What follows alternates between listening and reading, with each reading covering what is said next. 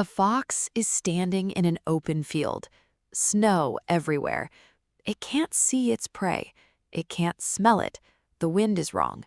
But it doesn't panic. It doesn't guess. It stands still, tilts its head, and then it pounces, straight down, 30 centimeters into the snow, and it lands perfectly on the mouse hiding underneath. Scientists studied this for years. Foxes succeed at that leap 73% of the time, but only when they're facing northeast. Facing any other direction, the success rate drops to 18%. They're not guessing. They're using Earth's magnetic field, a built-in GPS that most humans have completely forgotten we also have. This is called magnetoreception. And it's not just foxes. Migratory birds cross entire continents using it.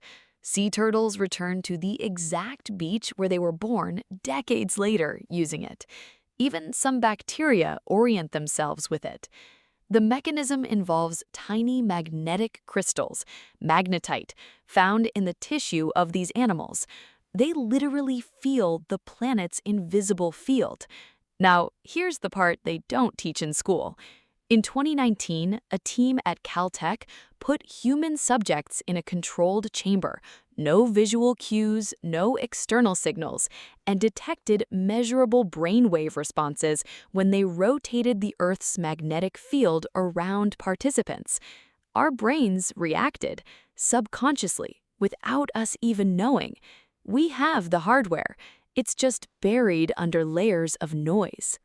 So, what is human intuition, really?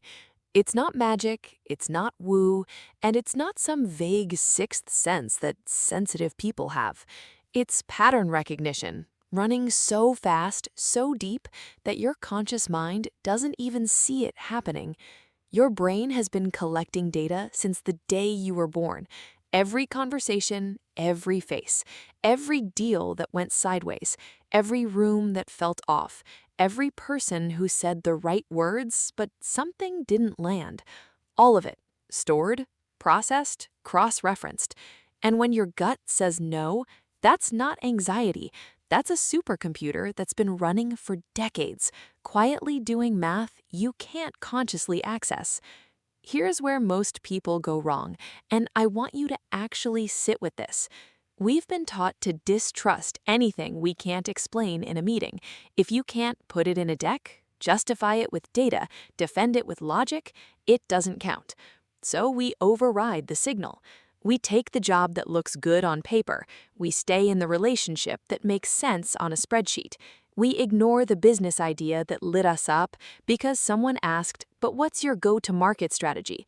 And we didn't have an answer yet. Meanwhile, the fox just pounces. There's research by Gary Klein. He studied expert decision-makers, firefighters, chess grandmasters, military commanders, people who make high-stakes calls in seconds, and almost none of them were consciously weighing options. They were pattern matching, running simulations, feeling what the situation called for. Klein calls it recognition-primed decision-making, but honestly, it's just intuition that's been trained.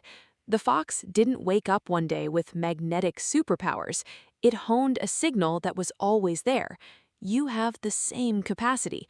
The question is, are you honing it or drowning it?